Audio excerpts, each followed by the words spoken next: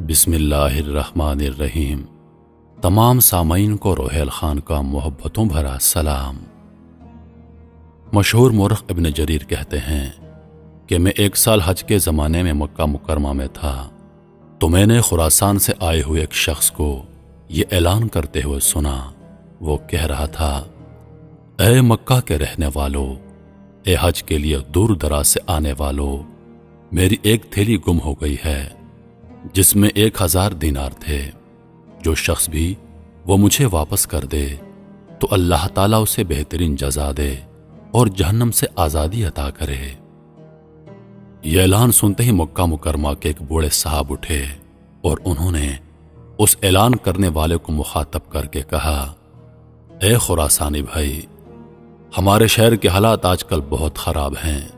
ہر طرف قحط سالی نے ڈیرے ڈالے ہوئے ہیں، مزدوری کے مواقع بھی نہ ہونے کے برابر ہیں، فقر و غربت کا دور دورہ ہے۔ آپ کے لیے میرا مشورہ یہ ہے کہ آپ اس شخص کے لیے جو آپ کا مال لوٹا دے کچھ انعام کا اعلان کر دو۔ ممکن ہے وہ مال کسی فقیر اور محتاج کے ہاتھ لگا ہو، تو جب وہ انعام کا اعلان سنے گا تو آپ کا مال لا کر واپس کر دے گا تاکہ اسے بھی حلال طریقے سے کچھ دینار مل جائیں۔ خراسانی شخص نے پوچھا، آپ کے خیال میں ایسے شخص کا انعام کتنا ہونا چاہیے؟ مکہ مکرمہ کے رہائشی ان بزرگ نے جواب دیا، 1000 دینار میں سے کم از کم 100 دینار تو ہونے چاہیے۔ لیکن خراسانی شخص اس پر راضی نہ ہوا اور اس نے کہا، میں اپنا معاملہ اللہ تعالیٰ کے حوالے کرتا ہوں۔ آج مجھے مال نہ ملا تو کوئی بات نہیں، روز قیامت تو مل ہی جائے گا۔ ابن جریر طبری کہتے ہیں کہ میں یہ سارا مکالمہ سن رہا تھا اور میں سمجھ گیا کہ یہ مال کسی اور کو نہیں، اسی بابا کو ملا ہے، لیکن یہ بغیر کسی حلال انعام کے اسے واپس نہیں کرنا چاہتے۔ شاید یہ بہت محتاج اور فقیر ہے۔ میں نے اپنے شک کو یقین میں بدلنے کے لیے اور اصل صورتحال سمجھنے کے لیے ان کا پیچھا کیا کہ یہ کہاں جاتا ہے۔ وہ بابا جی اپنی جگہ سے اٹھے اور مکہ مکرمہ کے پرانے محلے کے ایک کچے گھر میں داخل ہو گئے۔ ابن جریر طبری باہر کان لگا کر سن رہے تھے۔ اندر گھر سے آواز آئی۔ بابا جی اپنی اہلیہ کو کہہ رہے تھے، اہلِ بابا، دیناروں کا مالک مل چکا ہے اور اب ہمیں دینار واپس کرنے پڑیں گے۔ میں نے اسے کچھ انعام دینے کا ہی کہا لیکن وہ اس سے انکاری ہے۔ کئی دنوں سے فاقی کی ستائی ہوئی اہلیہ نے جواب دیا، میں 50 سال سے آپ کے ساتھ غربت بھری زندگی بسر کر رہی ہوں لیکن کبھی اپنی زبان پر حرف شکایت نہیں کیا، لیکن اب تو کئی دنوں سے فاقہ ہے، پھر ہم دونوں کی بات نہیں، گھر میں ہماری 4 بیٹیاں، آپ کی 2 بہنیں اور آپ کی والدہ بھی ہیں، انہی کا کچھ خیال کر لو۔ یہ مال جیسا بھی ہے آج اس کو خرچ کر لو، کل کو ممکن ہے کہ اللہ تعالیٰ تمہیں مالدار کر دے تو یہ قرض چکا دینا۔ بابا جی نے اپنی لرزتی ہوئی آواز میں کہا، کیا میں 80 برس کی عمر میں آ کر اب حرام کھانا شروع کر دوں جبکہ میں نے پوری زندگی صبر و شکر میں گزار دی ہے؟ اب تو یوں سمجھو کہ قبر میں میرا پاؤں لٹکائے بیٹھا ہوں، مجھ سے یہ نہیں ہو سکے گا۔ اس پر بیوی بھی خاموش ہو گئی۔ ابن جریر طبری کہتے ہیں، میں یہ سب باتیں سن کر بہت حیران ہوا اور واپس حرم شریف آ گیا۔ اگلے دن کا سورج جب بلند ہوا تو وہی کل والا خراسانی شخص اپنے گمشدہ مال کا اعلان کرنے لگا۔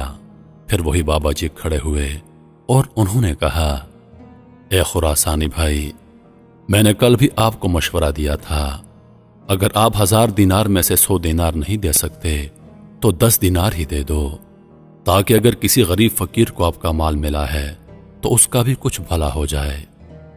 ابن جریر طبری کہتے ہیں، اس طرح دوسرا دن بھی بیت گیا اور خراسانی شخص کو اس کا مال نہیں مل سکا۔ جب تیسرے دن کی صبح ہوئی تو پھر وہ آ کر اپنے گمشدہ مال کا اعلان کرنے لگا۔ اب پھر وہی بابا جی کھڑے ہوئے اور انہوں نے کہا، خراسانی بھائی، میں نے پرسوں آپ کو 100 دینار انعام کا اعلان کرنے کا مشورہ دیا لیکن آپ نہیں مانے، کل 10 دینار کا مشورہ دیا उस पर भी आपने इनकार कर दिया। चलो 1 दीनार इनाम का ऐलान कर दो। मुमकिन है कि जिस गरीब को माल मिला है उसके घर में कई दिन से फाका हो, तो वो 1 दीनार से अपने अहल अयाल के लिए कुछ खाने का इंतजाम कर लेगा।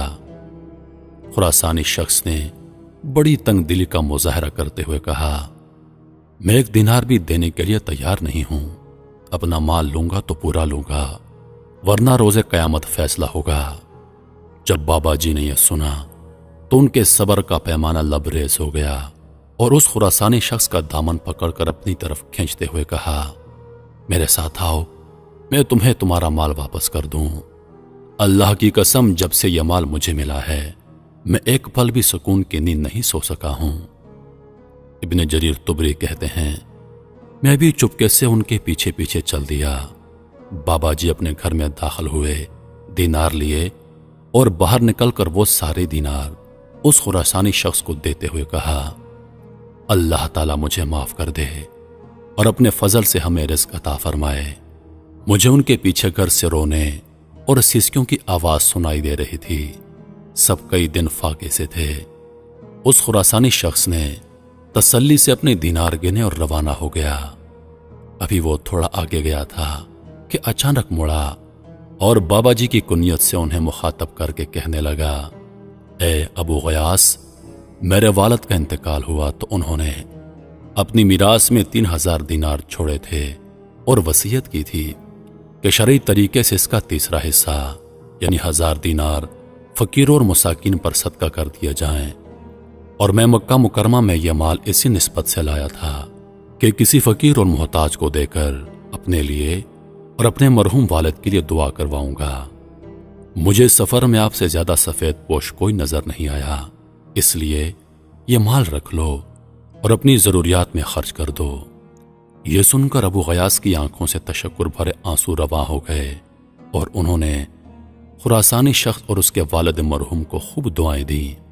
फिर वो जब खुरासानी शख्स वहां से जाने लगा, मैं भी वापस होने के लिए मुड़ा तो पीछे उन्हीं बाबा जी अबू गयास की आवाज सुनाई दी, बेटा रुक जाओ, मैं पहले दिन से देख रहा हूं कि तुम मेरा पीछा कर रहे हो और मेरे मामले से बाखबर हो। मैंने अपने शेख अहमद बिन यूनुस यरबोई से और उन्होंने इमाम मालिक से और इमाम मालिक ने हजरत नाफे से सुना कि हजरत अब्दुल्ला बिन उमर रज़ी अल्लाह ताला अन्हु बताते थे कि जनाब नबी करीम सल्लल्लाहु अलैहि वसल्लम ने हजरत उमर रज़ी अल्लाह ताला अन्हु और हजरत अली रज़ी अल्लाह ताला अन्हु को फरमाया था कि जब अल्लाह ताला तुम्हें कोई हदिया तोहफा बगैर मांगे और बगैर नफ्स के इंतजार के दे दे तो उसे कबूल कर लेना और रद्द मत करना। फिर उन्होंने घर के 9 अफराद के लिए 100 दीनार अलग किए और 10वां हिस्सा यानी 100 दीनार मुझे अता किए और मुझे साथ ये कहा कि यह हलाल का माल है, इसलिए ऐसे एहतियात से खर्च करना। इब्न जरीर तुबरी कहते हैं कि मैं वो 100 दीनार 2 साल तक खर्च करता रहा और खूब इल्म हासिल किया। अल्लाह करीम हम सबको अपने लुत्फ़ एहसान से उसका यकीन अता फरमा दे कि जो रिज़्क़ हमारे नसीब में लिखा है वो हमें ज़रूर मिलेगा, चाहे वो कहीं पर भी हो, और जो रिज़्क़ हमारे हिस्से का नहीं वो हमारे काम नहीं आएगा, खा हमारे हाथ में ही क्यों ना हो। बस रिज़्क़ हलाल के तमाम और हराम से बचने के लिए यही कुंजी है। बाकी रिज़्क़ हलाल के लिए मेहनत, मसनून दुआओं और मकबूल वज़ाइफ भी बंदे को अल्लाह ताला से जुड़ने के ज़राए और बहाने हैं। अल्लाह पाक हम सबको समझने और नेक आमाल करने की तौफीक अता फरमाए। आमीन या रब्बुल आलमीन।